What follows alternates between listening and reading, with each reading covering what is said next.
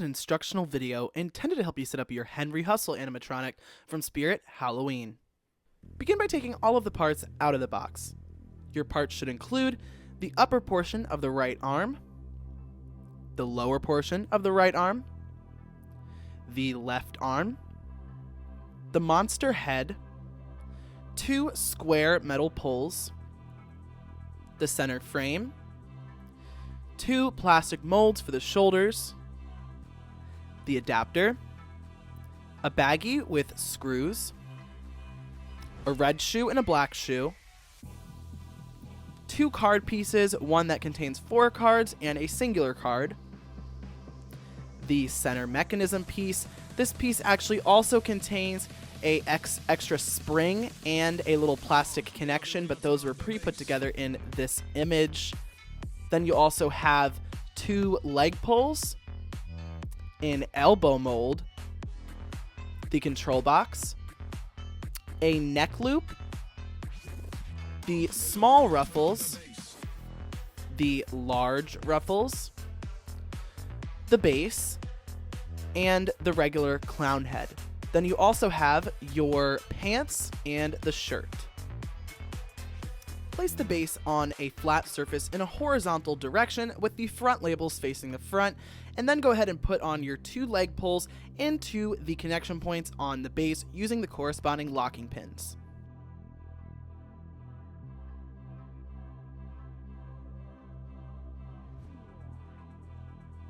Now you can go ahead and slide each of the shoes over top of your leg poles before then taking the pants and sliding each pant leg over top of the leg poles as well.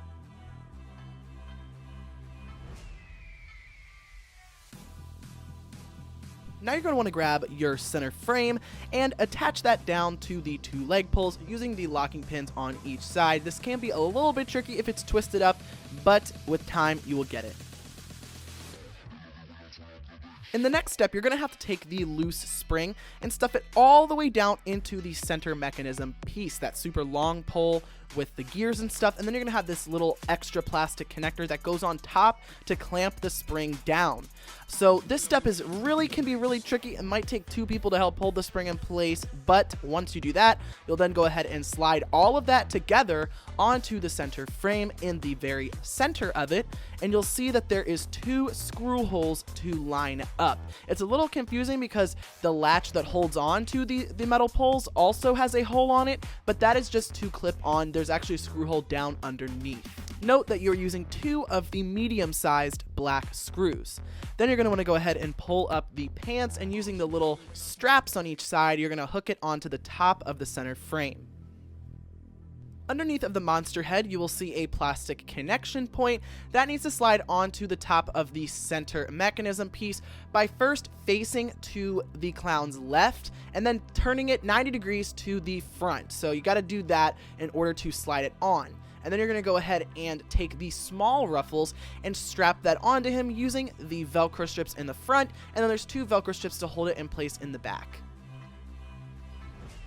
Take the square metal pole with the little extra notch at the end and attach that down into the right side of the center frame from the clown's point of view. You'll then have the other square pole to put in on the left side, and then you'll want to go ahead and take the upper portion of the right arm and connect that into that little piece sticking out of the right square metal pole using the locking pin.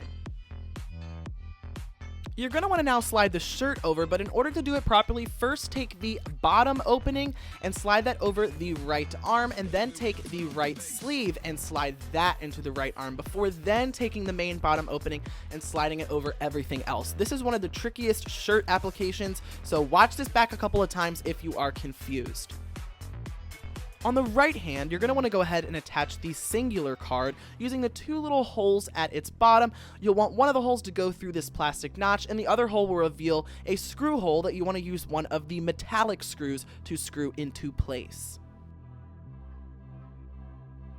Once the card is secured, you can go ahead and attach the right forearm to the right upper arm at the elbow joint. There is a little plastic connection before then sliding the sleeve all the way down over top of all of it. This can be a little bit tricky because his wrists are very, very tight. The elastic band is very tight, so take your time and don't rip anything.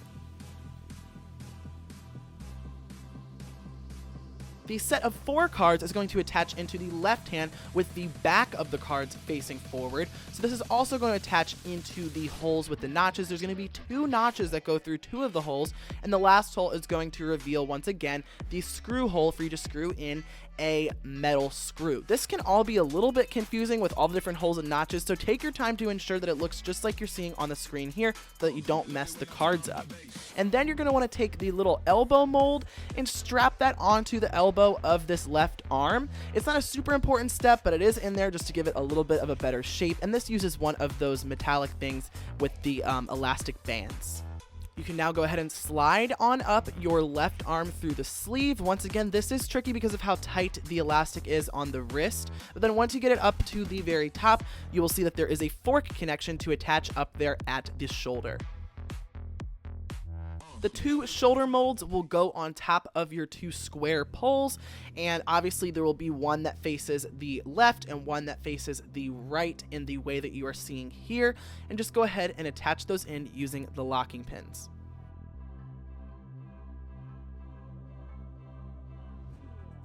Now this hip loop, which is actually a neck loop, goes into 2 little corresponding holes on top of each of the shoulder forms. And now you can go ahead and attach on your regular clown head on top of the little metal square pole that is sticking up out of the monster head. And then once you do that, you're going to want to take 2 of the large black screws and secure that in with a hole on the front and the back.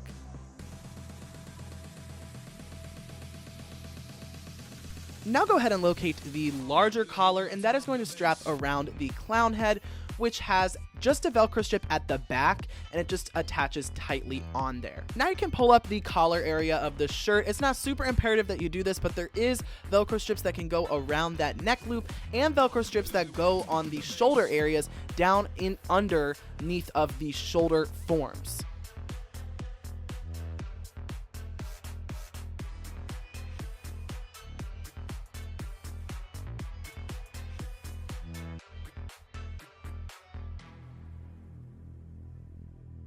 Once that's all situated, go ahead and pull up the shirt and you will see a notch to attach on the control box that hangs off of the center frame here, and there's an elastic band that you pull down and attach to the hook just beneath where you actually hooked it on.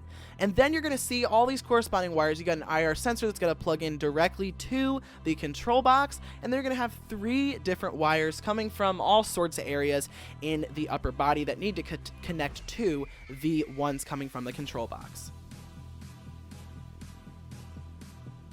So making sure that all the wires from the control box have found their match, go ahead and plug the adapter into the control box. Henry Hustle's control box has a volume control knob that can go up and down. It has a plug for all of the step pads and the trimes, as well as a plug for an external speaker if you would choose to use an external speaker instead of the one included. It has a switch that can be in the on position where it will go based on the IR sensor on the shirt. It has an off position where it will do nothing at all, and it also has a step pad mode if you're using it on any of the trimes. Go ahead and plug the adapter into an outlet, and your setup of Henry Hustle is complete. Wanna play a hand? Stakes are high, and you may lose your wife!